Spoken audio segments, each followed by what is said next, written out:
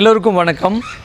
ஒவ்வொரு நாளும் நாம் புதிய புதிய தகவல்களை அறிந்து வருகிறோம். இன்று இந்தியாவின் முதல் பெண் புனிதர் என்று போற்றப்படுகிற அருட்சகோதரி புனித அல்ஃபோன்சா அவர்களை பற்றி தான் பார்க்க போகிறோம். அருட்சகோதரி அல்ஃபோன்சா அவர்கள் கடந்து வந்த பாதை மிகவும் நெருடலான பாதை. பல்வேறு துன்பங்களும் இயற்கையினுடைய கோர தாண்டவத்தினால் அவர்கள் பட்ட பல்வேறு வேதனைகளை எல்லாம் நாம் அறிந்திருக்கிறோம். அதனுடைய தொகுப்புகளை நான் பின்னாடி பேசுகிறேன். அருட்சகோதரி அல்ஃபோன்சா அவருடைய கல்லறை தற்போது கோட்டயம் மாவட்டத்தில் கேரளாவில் அமைந்திருக்கிறது. இந்த காட்சிகளை நமக்கு வழங்கியவர்கள் சென்னை கிறித்துவ கல்லூரி சார்ந்த தமிழ்துறை பேராசிரியர் செபுலோன் மற்றும் அங்கு படிக்கிற தமிழ்துறை மாணவர் திரு அமீரோ அவர்கள். சென்ற மாதம் அவர்கள் கல்வி சுற்றுலாக்காக கேரளா சென்றிருந்தார்கள். அங்கு சென்ற பொழுது இந்த காட்சியை நமக்கு பதிவு செய்தார்கள். நண்பர்களே, பல செய்திகளை நாம் கண்டுணர்ந்தால் கூட இந்த சகோதரியினுடைய வாழ்க்கை வரலாறுகள் என்பது மிகவும் துயரமான ஒரு செய்தி.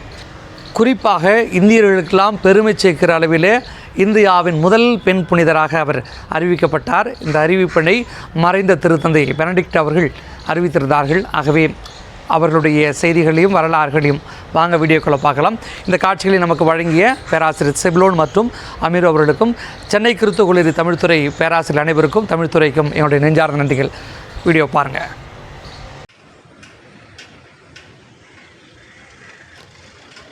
வளன் மீடியா நேயர்களுக்கு வணக்கம்.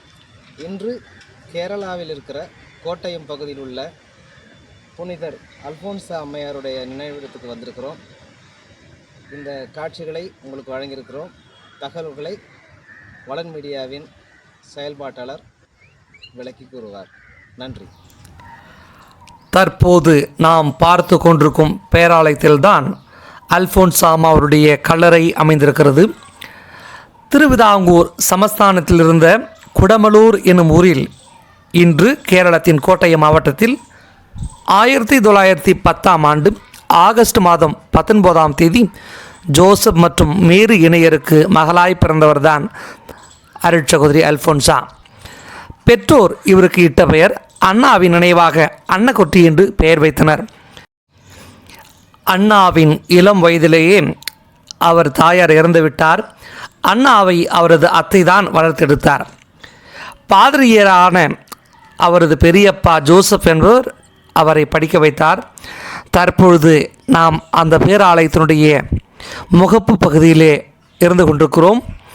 1923 எரியும் நெருப்பு குழிக்குள் தவறி விழுந்த அண்ணாவின் பாதங்கள் கருகின.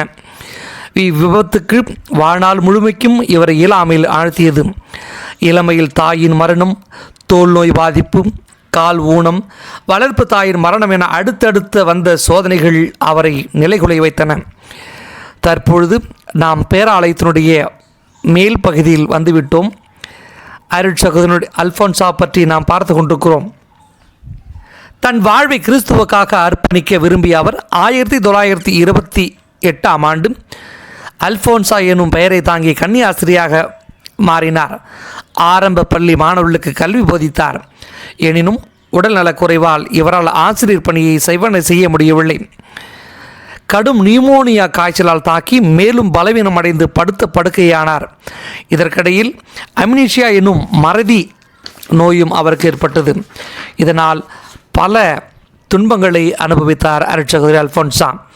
பின்னர் தீவிர சிகிச்சையின் காரணமாக ஓரளவு குணமடைந்த அவர் முழுமையாக குணமடையவில்லை. இந்த நிலையில்தான் உடல்நல குறைவு மேலும் அதிகமாகி 35 வயதில் 1946 ஜூலை 28 கன்னியாஸ்திரியான அல்ஃபோன்சா காலமானார். இப்பொழுது நம் பேராலயத்தினுடைய முகப்பு பகுதியில் உள்ள அல்ஃபோன்சாவுடைய சுரூபத்தை பார்க்கிறோம். ஆலயத்திற்குள்ளாக நாம் சென்று கொண்டிருக்கிறோம். அமைதியும் இயற்கையும் சூழ்ந்த இச்சூழலில் அமைந்திருக்கிற தேவாலயத்தில் நாம் புனிதருடைய திருக்காட்சிகளை பார்த்து மகிழ்கிறோம். எல்லா புறங்களிலும் அமைதியாக இருக்கிற இந்த தேவாலயத்தில் பாருங்கள், தேவாலயத்தினுடைய நடுப்புறத்தில் தான் அன்னையினுடைய புனித கல்லறை இருக்கிறது.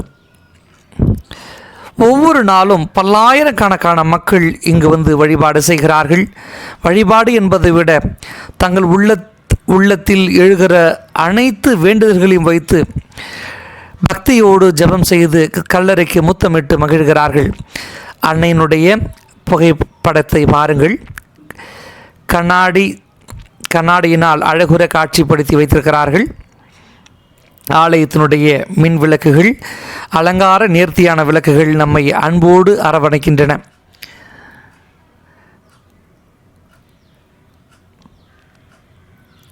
கல்லறையை பாருங்களேன். ஒவ்வொரு நாளும் பக்தியோடு பல்லாயிரக்கணக்கான மக்கள் தங்கள் வேண்டுதல்களை வைத்து ஜெபம் செய்கிறார்கள். பலருக்கும் நன்மைகள் கிடைப்பதை நாம் அறிந்து வருகிறோம். இப்பொழுது அண்ணாவினுடைய கல்லறைக்கு அருகிலே பாடுபட்டு ஆண்டவருடைய பாடுகளை குறிக்கின்ற சிலுவையில் ஆண்டவருடைய உடல் தொங்குகிற அந்த காட்சி இருக்கிறது. இந்த இடம் நம்பிக்கை உள்ளம் கொண்ட பக்தர்கள் பலர் வந்து செல்லும் புனித தலமாக விளங்குகிறது. இங்கு வரும் பலர் அன்னை அல்போன்சாவை தங்கள் வாழ்வில் அதிசயங்களை ஏற்படுத்திய விதத்தை கூறுகின்றார்கள். இவ்வாறாக 1999 ஒரு பச்சிளங்குழந்தையின் வளைந்த பாதங்கள் குணப்படுத்தப்பட்டதாக கூறப்படும் நிகழ்வே அல்போன்சாமாவிற்கு புனிதர் பட்டம் வழங்குவதற்கு மிக முக்கிய காரணமாக அமைந்தன. இப்பொழுது நாம் ஆலயத்தினுடைய மறுபகுதியை பார்க்க இருக்கிறோம்.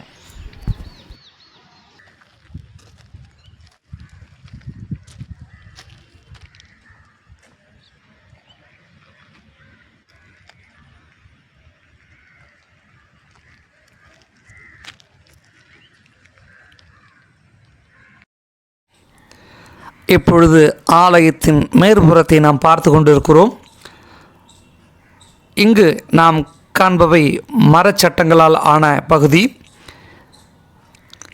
மிக நேர்த்தியாக அழகுற காட்சி தருகிற புனித அல்போன்சாமாவுடைய திருத்தலத்திற்கு நிச்சயம் நாம் ஒரு முறை போக வேண்டும். அல்போன்சாமாவுடைய வழியாக நம் வேண்டுதல்களை சமர்ப்பிக்க வேண்டும். ஒவ்வொரு நாளும் பல அதிசயங்களையும் அற்புதங்களையும் நிகழ்த்தி வருகிற அல்போன்சாமா நமக்காகவும் நம்முடைய வேண்டுதல்களுக்காகவும் செவிசாய்ப்பார் என்பது நம்முடைய நம்பிக்கை.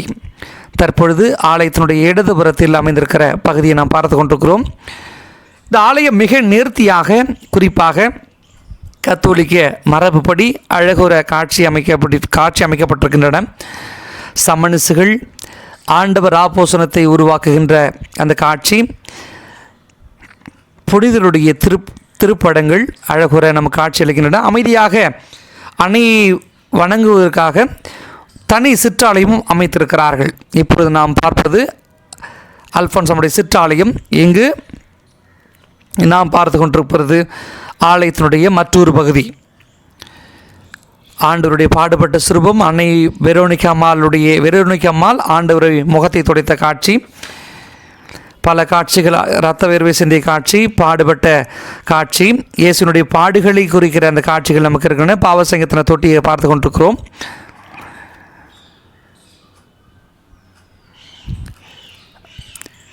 எங்கு பார்த்தாலும் அம்மாவுடைய நினைவு போற்றுகிற வண்ணத்தில் வாசகங்கள் இருக்கின்றன. இங்கே ஒரு ஆடியோ விஷுவல் ரூமும் இங்கே இருக்குது. இந்த இடத்துல நீங்கள் வந்தீங்கன்னா அம்மாவுடைய வாழ்க்கை பயணத்தை குறித்து ஒரு ஆடியோ விஷுவல் ரூம் இந்த இடத்துல வச்சுருக்கிறாங்க. நாம் அந்த நேரத்துக்கு போனால் அந்த காட்சிகள் நம்மளால் பார்க்க முடியும். இப்போ நம்ம வந்த நேரம் அது நமக்கு நேரம் இல்லை, அதனால் பார்க்க முடியல. மெழுகுத்திரிகளை ஏற்றியும் மற்றும் ஜெபம் செய்வதற்கு ஏற்றவாறு இங்கே ஸ்டால்ஸ் அமைச்சிருக்கிறாங்க. இந்த காட்சிகளை பாருங்களேன், ரொம்ப அழகுற அமைச்சிருக்கிறாங்க. கேண்டில் வச்சு நம்ம ஜெபம் செய்வதற்கு ஏற்றவாறு இங்கே வச்சுருக்கிற இடத்த நீங்கள் பாருங்கள். ஒரு இடத்துல நம்ம கேண்டில் வைக்கிறது வித்தியாசமாக இருக்கும். இந்த ஆலயத்தில் கேண்டில் வைக்கிற இடத்த நீங்கள் பாருங்களேன்.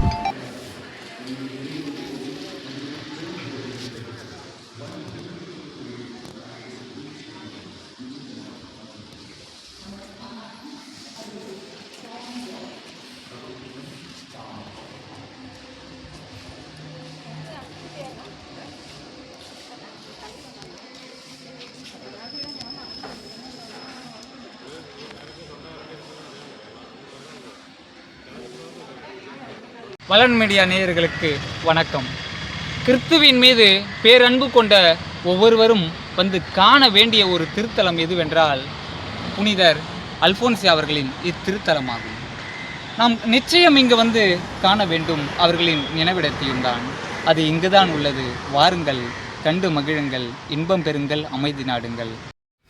இந்தியாவின் முதல் பெண் புனிதர் என்று போற்றப்படுகிற புனித அல்ஃபோன்ஸ் அம்மாவிற்கு கேரள அரசானது அல்ஃபோன்ஸ் அம்மாவினுடைய கல்லறை இருக்கின்ற பரநானத்திற்கு செல்லும் வழியை 3 கோடி ரூபாய் செலவில் புதுப்பித்து அன்னைக்கு புகழ் வணக்கம் செய்திருக்கிறார்கள்.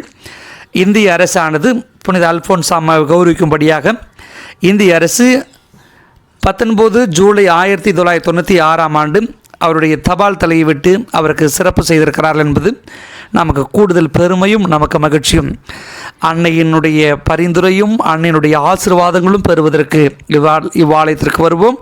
அன்னையினுடைய அருளை பெற்றுச் செல்வோம்.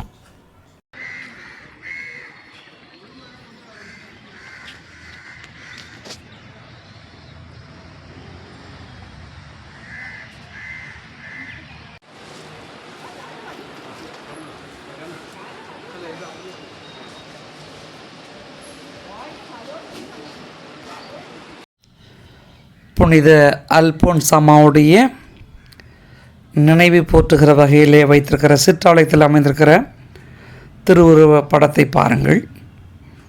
இங்கு தனிமையில் அமர்ந்து ஜெபிக்கிற வண்ணம் இந்த சிற்றாலயத்தை வடிவமைத்திருக்கிறார்கள்.